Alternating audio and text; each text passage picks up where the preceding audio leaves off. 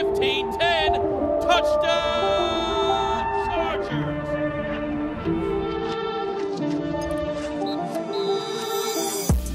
What's up, guys? Welcome into a brand new episode of Chargers Weekly. As always, joined by Matt Money Smith. We're going to be out at training camp next week in person. So, Money, this is our last one over the computer, I guess, for maybe the foreseeable future, which is a good thing. How dare you?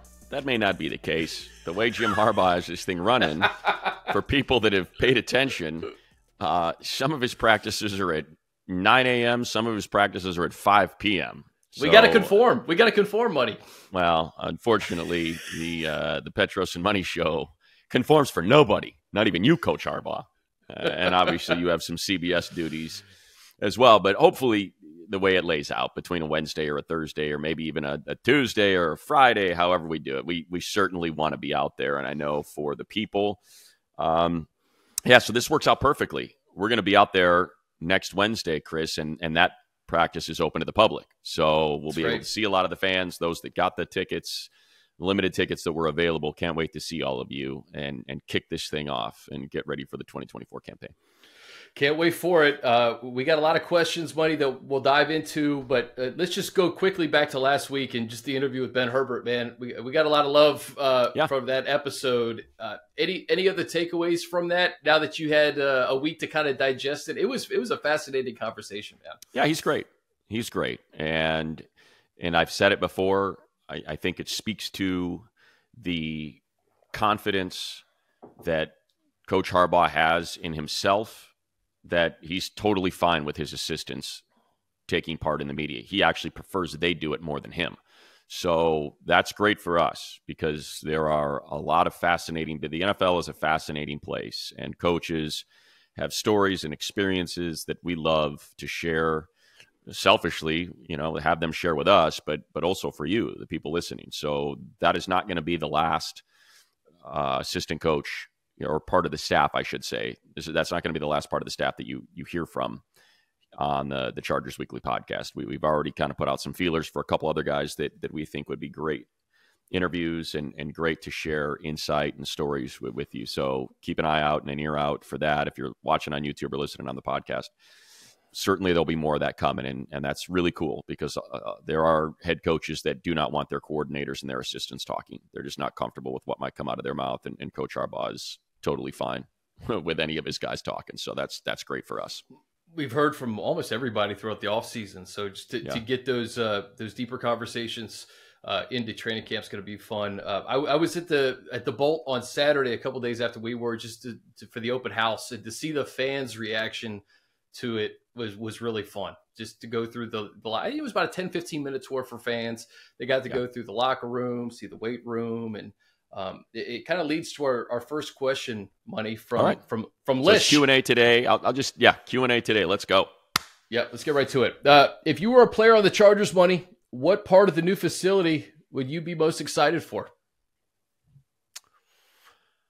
Well, I think probably the locker room, right? That's where you're going to spend your most time. It's a beautiful locker room. Spacious. They got big old locker stalls, cool little common area with couches and ping pong tables and TVs and video games.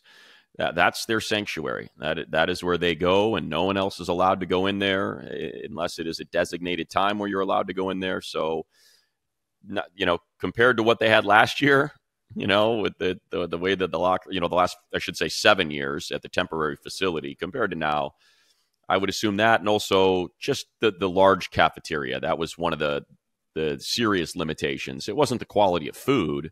It was that there was really no cafeteria. There was no place to congregate. And when you look at the new CAF, there's a ton of common areas, whether it's inside, if it's too hot outside, they got that really cool turf, for the walkthrough practices. They've got balconies. So I think it's more of all of the things. Yeah, that's what's the most, right? So it's a player's game. So that's the most important thing. And it's great to see them get upgrades and get a ton of space to be comfortable and bond and create some chemistry with one another.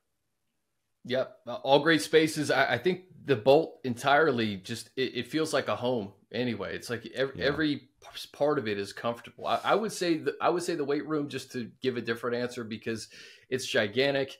That's where you get better. And if you have a space that is impeccable, and it lends to wanting to get better every day. The fact that this is your home, like you get that indoor outdoor space, you got Coach Herbert in there. So the weight room too. I mean, compared to the weight room in Costa Mesa, the size of it it's unbelievable, right? Yeah, and I'd add, look, selfishly, well, not selfishly, just personally, I should say. We brought this up with Coach Herb.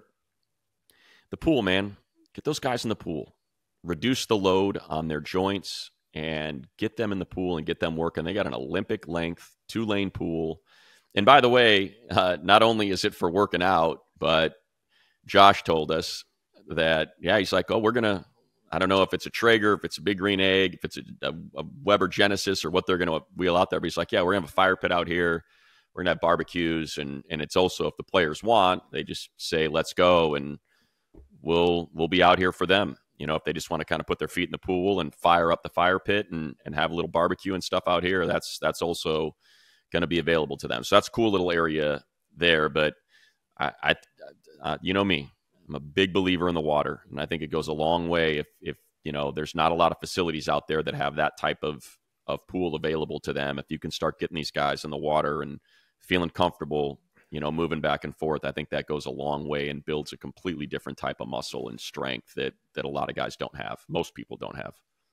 I'm still trying to wrap my head around Coach Herbert saying that he kicks it in the cold plunge for 10 to 15 minutes. It's just weird timing, buddy. I did it for the first time the week before the interview, and I couldn't. It was a minute. It's like a minute. Yeah. I was like, this is not going to happen. This is not going to happen. It takes a second. A minute. Yeah, I've he said said it before. First time, worst time. Yeah, my buddy Rob runs Santa Barbara Ice Bath Company, so I've put the videos up on Instagram. I've been up to his place. He's got one at his house. I'll hop in there, and 39 is just a different deal. You work your way down to that. That's the thing. People that drop you right into 39, that's not fair. Hop into a 45 or something like that, and you can get through it. Like he says, you numb out, and you can kind of settle in. But yeah, 15 minutes is just lunacy. It's lunacy. It's great. This is from Griffin. A lot of the talk about Jesse Minter sounds a lot like the talk about Brandon Staley 2021, a new age defense. The next great defensive mind, other than Coach Harbaugh being head coach, why should we believe in Jesse Minter to turn around the defense? Well, I would start with this, Griffin. Proof is in the pudding from what he did at Michigan. And this is a guy who not only has coached in college, but he coached for the Ravens. He was a secondary coach. So he knows this system. And I think that's enough said. I mean, you look at what the Ravens have been able to do over the last couple of decades, and just the hallmark has been defense. He comes from that system. What he did at Michigan was unbelievable with guys who are 3-4-star guys. You're not getting a ton of the 5-star guys coming to Michigan. So I think the X's and O's and catering to the personnel.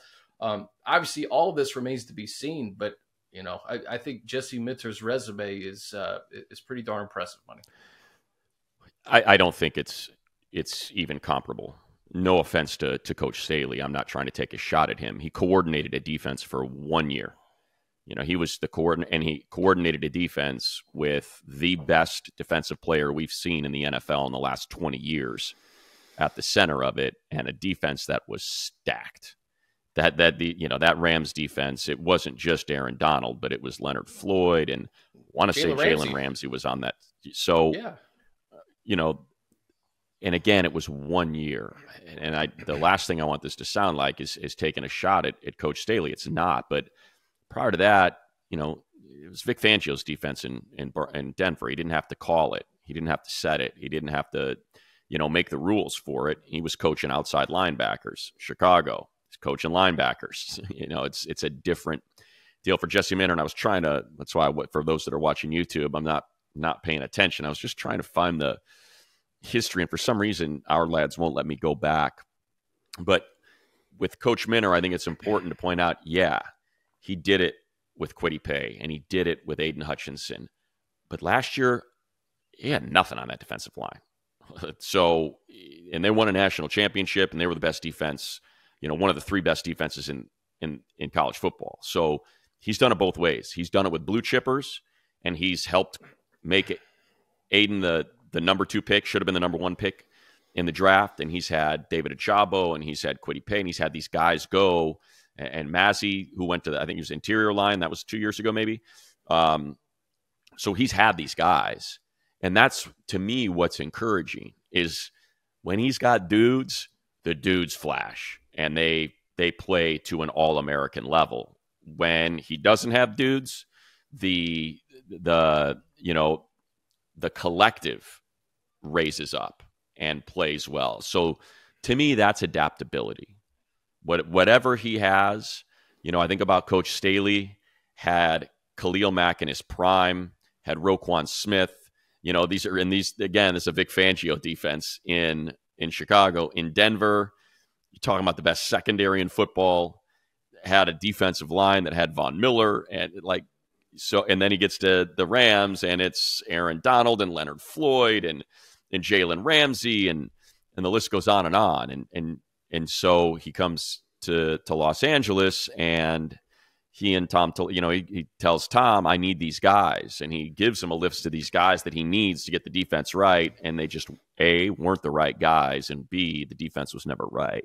So for me, that's what's most encouraging about Coach Minter is whatever he's been presented with, it excels.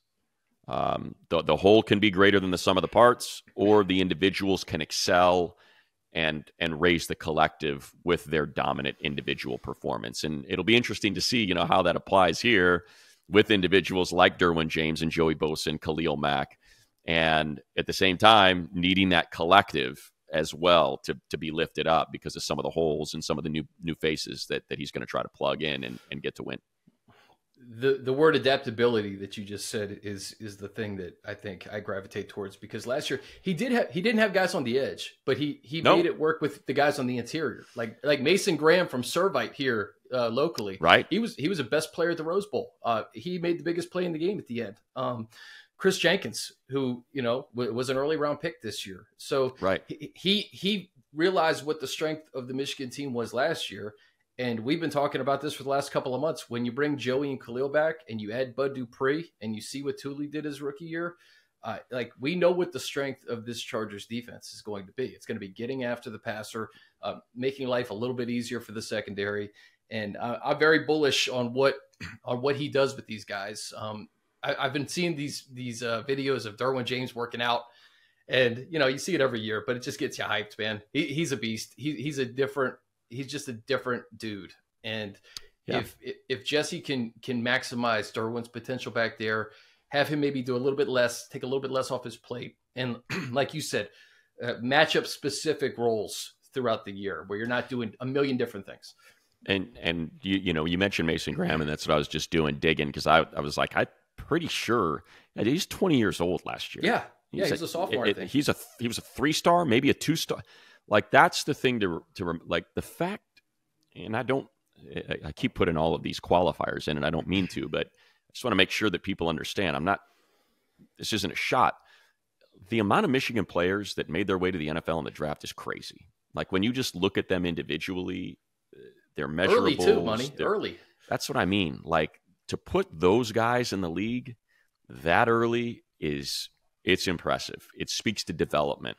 And there's a number of players on this defense that he's got to develop, right? You've got to develop Tarheeb Still. You've got to develop Jaw Taylor. You've got to develop JT Woods, continue to develop Deion Henley, develop Scott Matlock. These are young guys. And Mason Graham went to Servite. His dream school was UCLA. Couldn't even get an offer from Chip Kelly.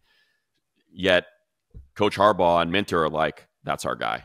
Go get him. On over. Yeah. And ends up, as a national champion, like you said, dominating Alabama in the Rose Bowl. And that's what he can do. So, yeah. Long answer to that question, but no, I don't think there is any comparison between Minter and Staley. And he's already got a head start on developing Junior Colson, who we're expecting a lot out of. coming up in 2024. Yeah. This is from the guys at Guilty as Charged. Who is one player that would present the biggest swing for the Chargers season in your eyes? Can be a positive swing or a negative swing in the win-loss column. One player. Oh, man, there's a million. It's a good question. There's a lot of dudes. You want to start? Let me kind of get my header. That way you can maybe take one of the options away from me. If you know someone, if you already have it figured out. Who you got? I'll say Trey Pipkins. I think if Trey Pipkins can excel at right guard and, the confidence that I think Jim Harbaugh and Greg Roman have shown in him early, if he can solidify that right guard spot and let Joe Alt just be the stalwart on the right side, then you're talking about a line that can do exactly what they're going to set out to do: run the football, protect Justin Herbert. So I think that right guard spot, I think Zion's going to have a good year. I think Bradley Bozeman's a veteran who has done this before, who's familiar with what Greg Roman wants to do. But that right guard spot, just the depth at the offensive line, because you're going to have depth throughout a 17-game season to be successful. So if Trey Pipkins can play really well at right guard, then I think this offensive line is going to be in really good shape, and it's going to kind of set things up for this offense. That's my guy. Yeah. You could have picked anybody on that offensive line not named Rashawn Slater, right? Because Zion needs a bounce-back year. Bozeman has been really good in run blocking, has been pretty suspect in pass blocking. So I picked Trey because it's a completely different position for him. I think it's like I said, you can take any of those. Trey, I think leads the way though. You're spot on. You're going to have to throw the ball. So you can, I got no problem picking Josh Palmer as, can you step into that number one role? We've seen you do it on a game-to-game basis. Can you do it through the course of the season and stay healthy so we can have a balanced offense? I think Will Dissly, believe it or not, could be the guy that you could mention because of just the lack of ability to block at the tight end position has destroyed plays, snap in and snap out, where you need to run a 4-minute drill and the Chargers couldn't, and they would just see wins turn to losses repeatedly. He's one. So after working through all of that, I'm going to go with a big name. It's Joey Bosa.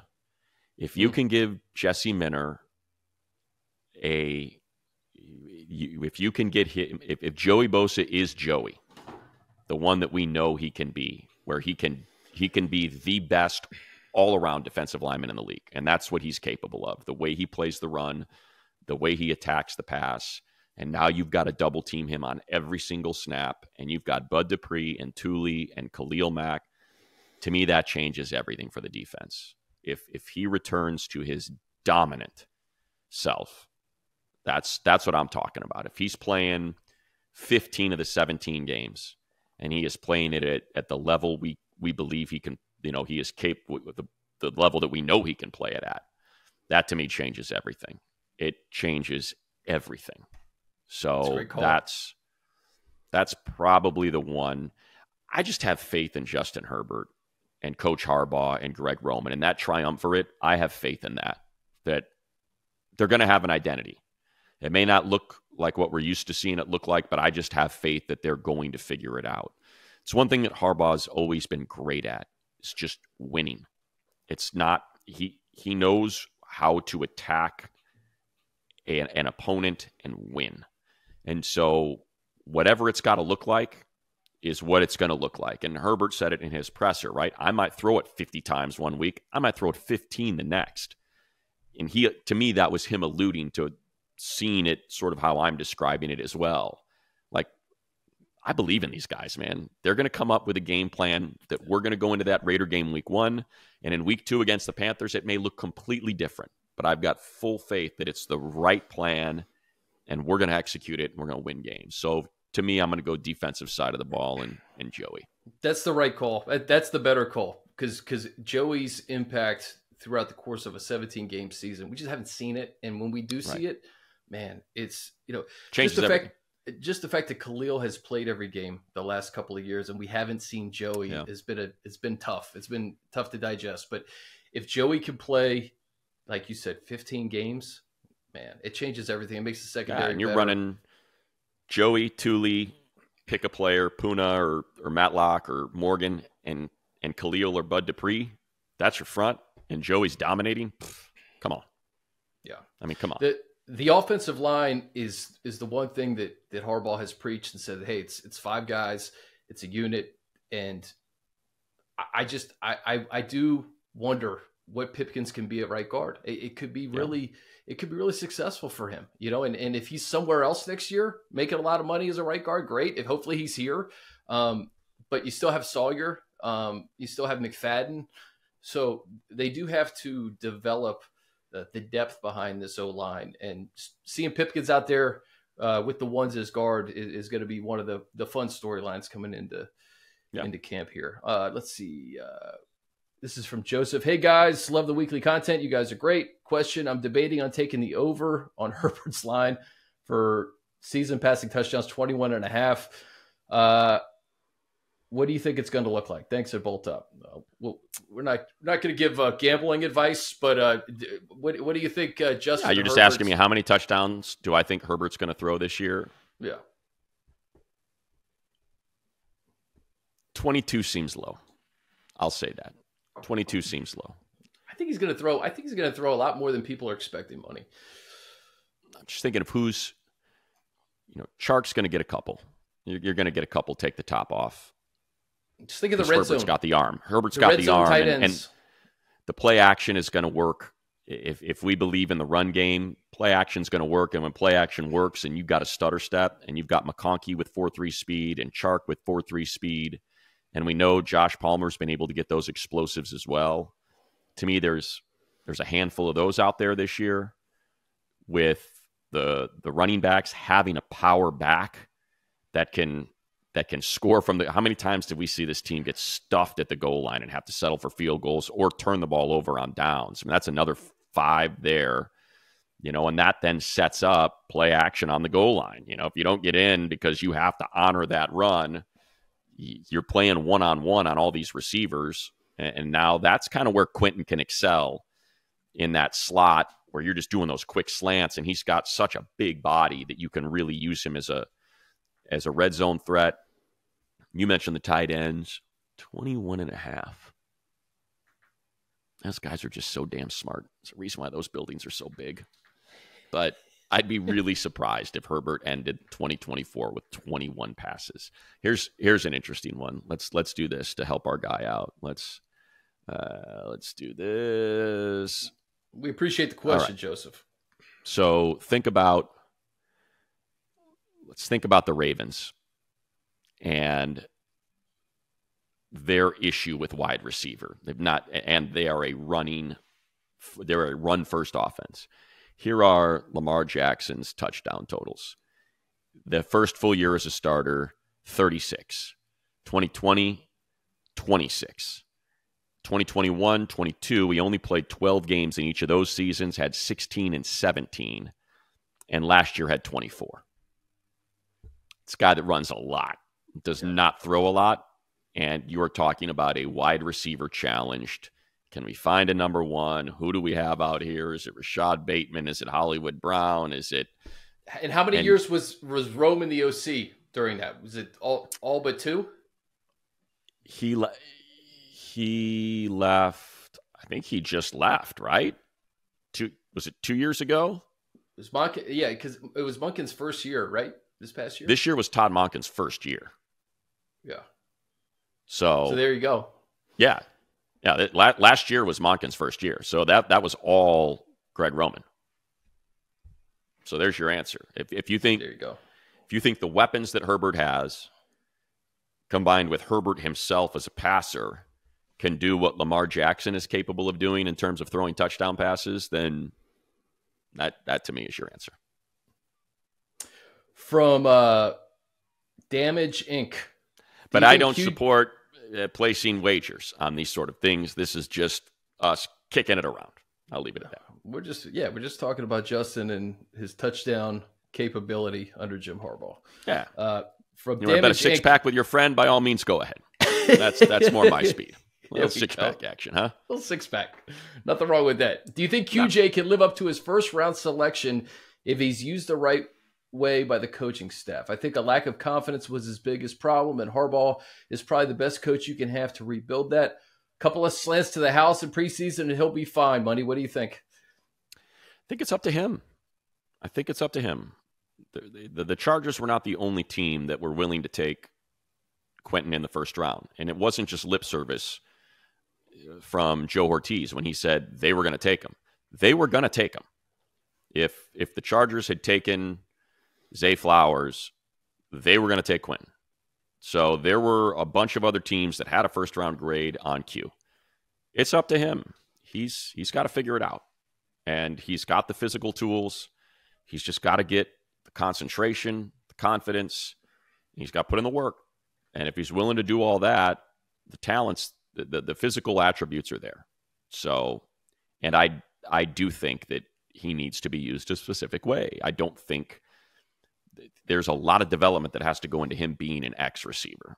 You just saw too many problems with him tracking the ball over his shoulder, being comfortable adjusting his body for 50-50 balls, working his way through contact. All of that stuff all of those things were negatives last year that he really struggled with. So you put in the work and he can still overcome those. But yeah, the question frames it perfectly. Use the right way.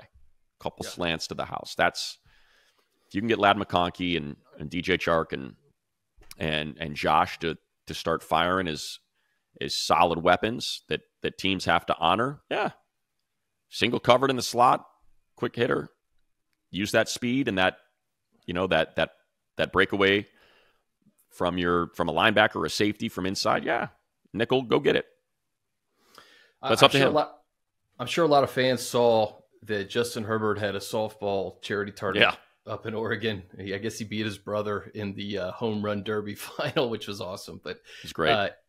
What's cool to see this time of year is the pass catchers up there supporting him. Will Dissly was up there. Joshua Palmer was up there. Quentin was up there. Fajoka was up there. I'm sure I'm missing a couple other guys. But to see the camaraderie, Ladd was up there. To see that camaraderie and the chemistry that's kind of being built, that extends beyond the Bolt, right? You're going up to Eugene to play the quarterback's softball tournament, right? You're a wide receiver. You need targets. You better do whatever the quarterback wants you to do. You better get up there. you better get up there and get your targets, man. Speaking of wide receivers, this is from Jason Delgado. Chargers fans online seem obsessed with acquiring Brandon Ayuk. I think we have good wide receiver depth as is. Ayuk would cost too much, and we want to be a run-heavy team anyways. What are your thoughts? I think he's a perfect fit. He's a physical receiver. He is a one. He's a top 5 receiver in this league, man. He can take the top off. He can take quick hitters. He fights through contacts. He run blocks his ass off. He's definitely somebody that I would certainly be interested in acquiring. No doubt about it. Whether or not the 49ers actually want to trade him, that I don't know. That I can't speak to. Remember, they went through this with Debo, where Debo was going to be traded. Debo wasn't happy with his contract situation. The 49ers told everybody else, we're not trading him. And ultimately, when the season started, Debo was a 49er. So I won't be surprised in the least to see that be the case for Ayuk. It seems weird that they would move on from him when they can keep him around and, cut Debo after this year and save all of that money. So selfishly, yeah, I'd love to see Ayuk be a Charger. I can't envision the 49ers wanting to move on from him. He's way too good of a receiver. All right, Money, let's keep it rolling. This is from Jonathan. Do you guys think the Chargers should have another player handle kickoff duties rather than Dicker? Kind of like what the Chiefs may do with Reed kicking instead of Butker, since the new kickoff format may see an increase in kickers having to tackle the returner. Would love to hear what you guys think. It's an interesting question to a new wrinkle in the league this year, Money. Well, I don't remember what his build is like. Dicker's pretty thick though. He's got a strong trunk. Like, he's a big dude. Like, he's bigger than JK. JK's taller, but he's on a much more slender frame. So to me, I would be more comfortable with, especially with those long levers that JK has. That's usually just you're asking for it if you get caught up in a wash or something like that. So I think Dicker makes more sense from that front. I don't know what the measurables are for Butker versus whoever their punter is going to be this year. But yeah, to me, and look, I got faith in Ficken. Dicker ain't going to have to make any of those tackles. I'll get it covered, right? Yeah. So that's the thing. You don't want your kicker making tackles, man. No, you don't want him in the mix there, especially for as valuable as Dicker's been to this team, and he's one of the best kickers in all the NFL. So, that'll be another wrinkle to the year where it'll win and lose games in the league, man. Early it will, especially early. Yeah. Let's see here, Emmanuel. How do you see the wide receiver room now that OTAs and mandatory minicamp are done? So what are you looking for, I guess, on the 24th, Money, when we get out there and the kind of the order of the receivers? I think it's the same. To me, the only thing that changes is if Brennan Rice and or Cornelius Johnson raise their hand. I think as it stands right now, it's 5, and it's the 5 that you would expect. It's Josh Palmer, Quentin Johnston, Ladd McConkey, DJ Chark, Darius Davis. That's your wide receiver room coming out of training camp. If Brennan Rice or Cornelius Johnson raise their hand, and I won't be surprised if they do, especially Brennan, considering his production in college, then it'll be 6. But to me, that's where it stands, and those two will have opportunities to prove they belong on a 53-man roster and not a practice squad to start the season, and I expect them to take full advantage of it. And like I said, will not be the least bit surprised if they make it coming out of camp. But I think that's where it sits right now. Yeah, agreed. And that's the beauty of these training camp practices, the joint practices, and the games, of course. Somebody like Cornelius or Brandon Rice, they're going to have a big opportunity in the second half of games to show that they belong in the NFL and they belong on this roster. So you can't take as much from OTAs and mandatory minicamp. This is where we're really going to see where Brandon Rice is development-wise as a pro, as a 7th-round rookie wide receiver. From Andrew Loya, Money. If you guys got to take a hypothetical swing at a cornerback who is still available in the market, who would you guys pick? Easy one for me is I'd throw a Stephon Gilmore vet in that secondary just to show that, hey, we have somebody who's been there, done that. He may not be what he once was, but to have depth and a guy who's kind of been through big games and has done it at the highest level for a long time in the NFL, Gilmore would be a guy that I could see, okay, that fits. That makes sense. Concur. Xavier Howard had a rough go last year. So Eli Apple has been truly hit or big miss his whole career. So Gilmore's the only one, but I think they got what they got. And it's going to be camp battle. It's going to be crossing your fingers that Tarheeb Still is ready to go as a rookie, that Asante and Christian Fulton can stay healthy, and that Asante can play up to the level we know he's capable of. We know what a great ball hawk he is, but I think it's just the actual more consistent cover capabilities that the Chargers have been looking for from him, down in, down out, because he's definitely a producer when it comes to, he's definitely got ball production. We know that. He's damn good at that. And I think it's just becoming a complete corner that will send him into that elite corner category. Jason Sprinkle Sr., what is the expectations for the running back room? Are we talking a 1,000-yard rusher or a combo of several with over 600 to 800? It's a great question, Jason. Yeah, and I really think it depends on the health of J.K. Dobbins, right? If J.K. Dobbins is healthy at the beginning of the year and he shows that he can, carry the ball for 15 to 20 times a game and have no problems, then I could easily see J.K. Dobbins going over 1,000 yards. If they want to ease him into the year and Gus Edwards is performing and Vidal is performing and Spiller's performing, then I could see that committee-like situation in the back where, guys have big games and it depends on the matchup and who's back there. But I think you would agree, buddy, if J.K. Dobbins is healthy, he could be another one of those X factors that could kind of flip a season. If you just go through the Ravens with Coach Dayball, Justice Hill, this is 22, 260. Gus, 430. JK, 520. Kenyon Drake, 480.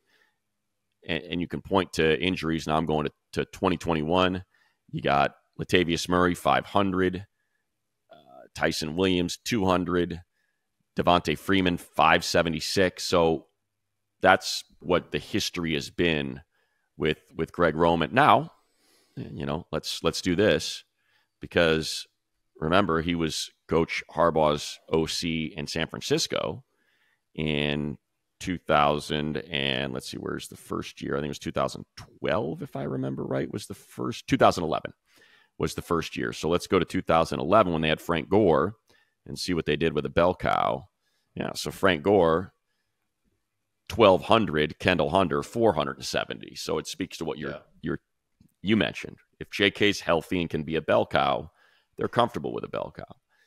I don't think you bring in Gus and JK to have Gus just get goal line only or mop up kind of, or, and Kamani Vidal to get third down.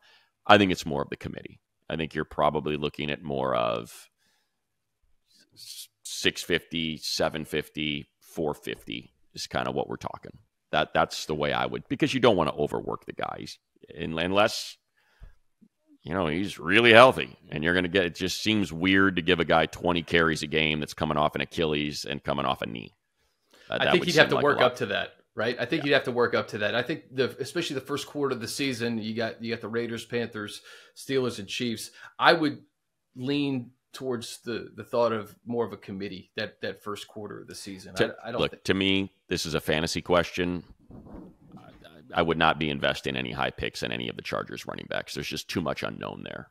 I have no problem taking a flyer in maybe the double-digit rounds, or 7th, 8th round, something like that. It's like RB 45, just because you don't know. Do I think any of them could end up top 20 running backs? Yeah, for sure. I just don't know. I don't know how it's going to work itself out. Yeah. We got a question about Ben Herbert after the pod from Blue Blitz. Are the players doing workouts that Ben Herbert wants, or what their trainers want? And I think Coach Herbert kind of answered this with regards to especially the veterans. Like he has the highest respect for what they do in the offseason. His job is just to help maximize their potential. So I think once they're in the building, it's Coach Herbert's You're on his show. Schedule in the building. Yeah, exactly. So I don't know if you have anything else to add to that. They may not know, that may be the question. Like, hey, how does this work? If guys have their own trainers, are they on their own program? No. Once the season starts, you're on Ben Herbert's program. That's the program that you are on. It's the off season and things like that he was speaking to. That, they're with their own guys. Joey works out with his brother. They have their own personal trainer. Obviously, they typically come to camp in incredible shape. So that's more of what he was alluding to. But during the season, you're on the Chargers workout program. Mayor of Boltsville, another running back question. Do you guys think the running back room is set for the season? Can fans expect to see Spiller earn any more playing time this season? I think that's up to Isaiah, and I do think it's complete unless there's some sort of injury that would require them to bring somebody else in, right? I think they're going to roll with these 4. Well, I think they have. I think there's a possibility that because they didn't draft Spiller, he's got very little production on his resume. They did not sign Elijah Dotson. He's left over from last year. They did draft Kamani Vidal. He's in there, so that's 3. So to me, the 4th, sure, there could be a wild card in there at the 4th one, depending on who gets cut from other teams. Running back's a wild position. A lot of it is, what flavor do you like? What back do you want? And if there's somebody else out there that loses a spot to somebody else because a team's got really good running back depth, I could see them go scoop that player up at the end of training camp and plug him in at that number 4 spot. But 1, 2, 3 to me are set. I'd be very surprised if it wasn't Edwards, Dobbins, Vidal. From Huston Gerbert. That's interesting. And then it says Woj. So it's basically this guy's avatar is Justin Herbert with Woj's face. Very similar to the Petrus and Money photoshops, It's the Photoshop bandit. He does a great job. Bandit. Yeah. He may have been responsible for this. Which player taking a step forward this season most elevates this team's ceiling? That's a great question. What do you think, Money? Boy. I'll give you one each side. One, Josh Palmer. Can you get him? Is he a number one receiver? Can he show himself to be a number one receiver? Because now you've got a run-heavy offense with a one that can crush you if you commit too many resources to the run. And two, I'll go Dan Henley. He's going to be the starter. So, and I've got a lot of belief in him. I think he can be an exceptional player. I think he is built and looks and plays like the modern-day linebacker. He is fast. He can cover, but he packs a punch. And when you can get that sort of size and that sort of thump with that level of athleticism, you can do a lot of damage at that level of the defense.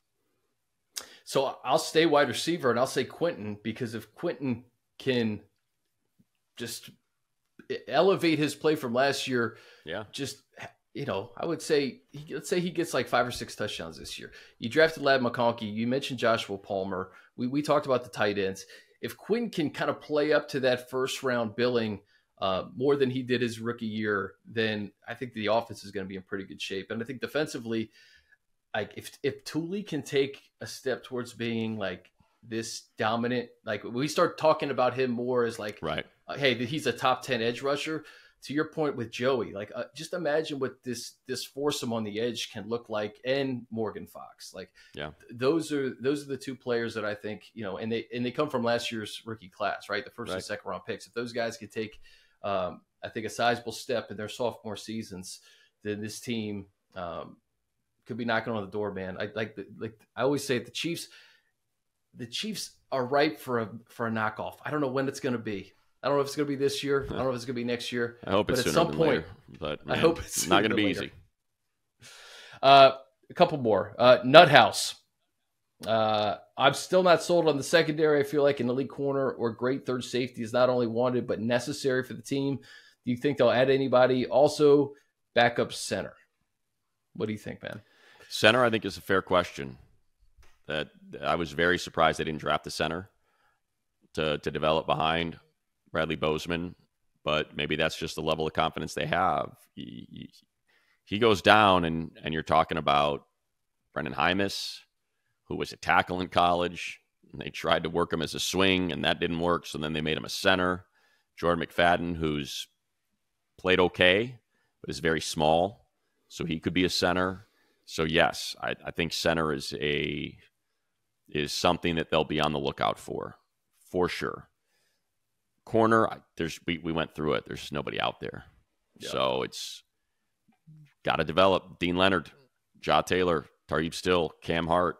Those guys are going to have to develop, and you're going to have to do a good job of coaching them up and trying to get them ready for the season.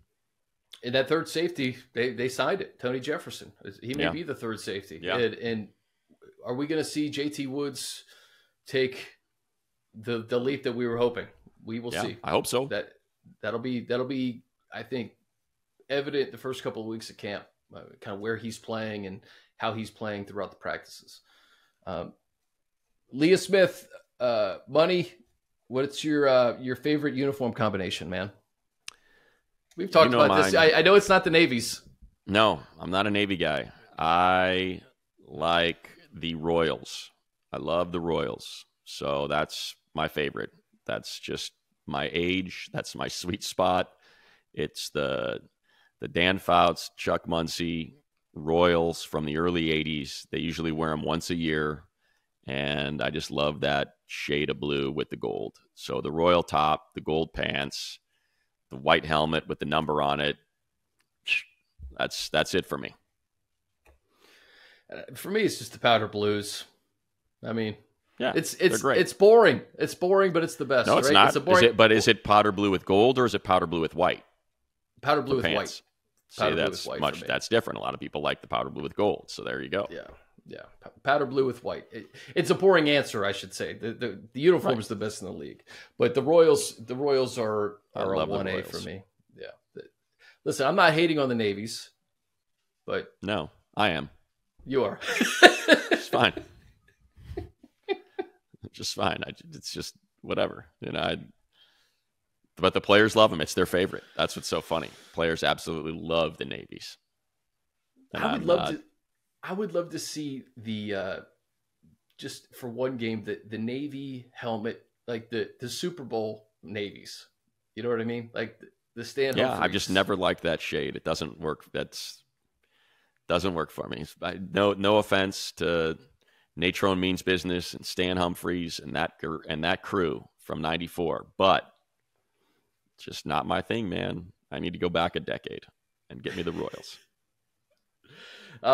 Thank you for all your questions, guys. If we didn't get to all of them, some of them I think were duplicates, but we appreciate it every time. We ask, you guys deliver. Buddy, let's just end on this. What are you looking for? First day of camp next week. Everybody's going to be excited. Somebody did ask what the setup's going to be like. I think we were looking at the field. If you're looking at the field from the facility, I think on the left-hand side is where there's going to be some grandstands. Yep. Yeah, and I think those were end zones, right? So you're behind one end zone looking at 3 practice fields from your left to right or right to left, wherever you might be, tilting your head. That's how they were building them when we were there. So that's what I think you'll end up having. What do you want to see? First day of practice, what are you looking for? Cloud cover. That's what I'll be looking for. not 95 degrees. We have a little bit more of that cover, I think, at the Bolt. I hope so. I certainly hope so. That's the only thing I want to see is El Segundo cloud cover and a light trafficked 405. There you go. I'm sorry for the selfish answer, but I'm a selfish person. So cloud cover and light traffic. That's what I'll be looking for. And just not to patronize, but sincerely, I always love seeing the people. So I'll be excited to get out there and walk through the grandstands and say hi to everybody again. It's always a blast. Goes by so quick, man. I feel like we were just at camp out there in 105-degree heat with no shade, doing Chargers Weekly after practices. Right. And we're back. We'll probably be able to book some players, some members of the coaching staff throughout training camp. So this is kind of the episode before we get to do all that fun stuff at the Bowl. There you go. Appreciate you guys listening. For Buddy, I'm Chris. This has been Chargers Weekly. We will see you guys at the Bolt in El Segundo next week.